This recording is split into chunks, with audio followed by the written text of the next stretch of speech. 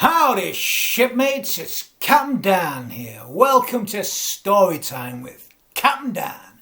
A time to tell tales old and new for young and old to lift our spirits in this difficult time.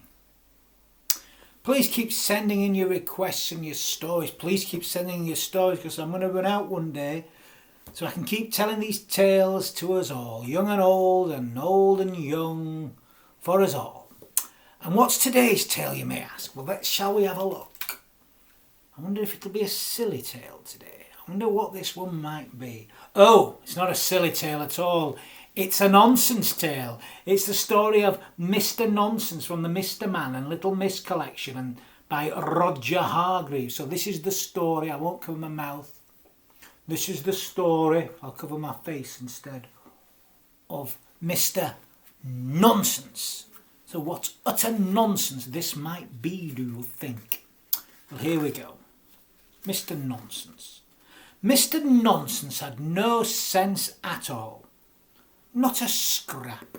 I mean, he lived in a tree. A tree. Can you imagine living in a tree? That was actually a tree house. Why do you live in a tree? Mr. Happy asked him one day. Because, replied Mr. Nonsense, I've tried living on the ground, but that was too high up, so I've moved to a tree to be nearer the ground. What nonsense, said Mr. Happy.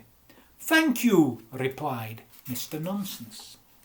And you know what Mr. Nonsense likes to eat? Porridge. Nothing wrong with that, you might say, but porridge on toast? Really? Why do you like to eat porridge on toast? Asked Mr. Nosey. Because, replied Mr. Nonsense, I tried porridge sandwiches and I didn't like them. And do you know where Mr. Nonsense sleeps every night? In a rowing boat. A rowing boat in his bedroom in his house up a tree. Why do you sleep in a rowing boat? Mr. Strong asked him one day. Because, replied Mr. Nonsense, I tried sleeping in a motorboat, but it was somewhat uncomfortable. Mr. Nonsense lives, as you might very well expect, in a country called Nonsense Land. Now, I know somebody else who lives in Nonsense Land. Do you? That's right, Mr. Silly. Of course Mr. Silly lives in Nonsense Land. Mr. Silly and Mr. Nonsense were close friends and saw a lot of each other. Mr. Nonsense was often round at Mr. Silly's house playing jigsaw puzzles. Have you seen Mr. Silly's house? They used to throw the pieces at each other. How silly. And Mr. Silly was often round at Mr. Nonsense's house playing cards. They used to tear them up to see who could get the most pieces out of one card. What nonsense! However, this story is about a time it snowed in Nonsense Land. It didn't very often snow, but one winter it did. Now, can you tell me what colour you think the snow is in Nonsense Land? Do you know what colour it is? Can you guess? No, you can't, can you? No, you can't guess the colour of snow in Nonsense Land. No, you're wrong. In Nonsense Land, when it snows, it doesn't snow white. It snows yellow snow. Yellow snow. Don't ask me why. It just does. Yellow snow. And when Mr. Silly woke up one morning, the whole of Nonsense Land was covered. Look at that. I say, he said when he looked out of his bedroom window, snow. And he was so excited he rushed round to Mr. Nonsense's house. Mr. Nonsense was asleep in his boat.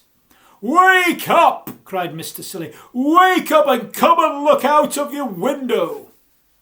Whatever on earth is it? Grumbled Mr. Nonsense, rubbing the sleep out of his eyes as he got up and went across to the bedroom window. I say, he said, looking out of the window. Custard! That isn't custard, you silly banana, cried Mr. Silly. That's snow. and he rushed downstairs. "Come on," he called. And that day Mr. Silly and Mr. Nonsense had one of the very best days of their lives. They had a snowball fight, and Mr. Silly's snowballs, of course, were round. There you can see one. Mr. Nonsense made snowballs that somehow or other came out kind of square. How did he do that? They built a snowman, the very silly, most nonsensical kind of snowman you have ever seen in all your life. "Come on," said Mr. Nonsense that afternoon, "let's go tobogganing." "But we don't have a toboggan," said Mr. Silly. "Oh, no, we don't," agreed Mr. Nonsense. Mr. Silly thought.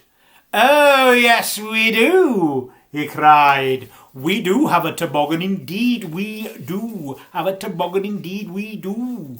Indeed we do."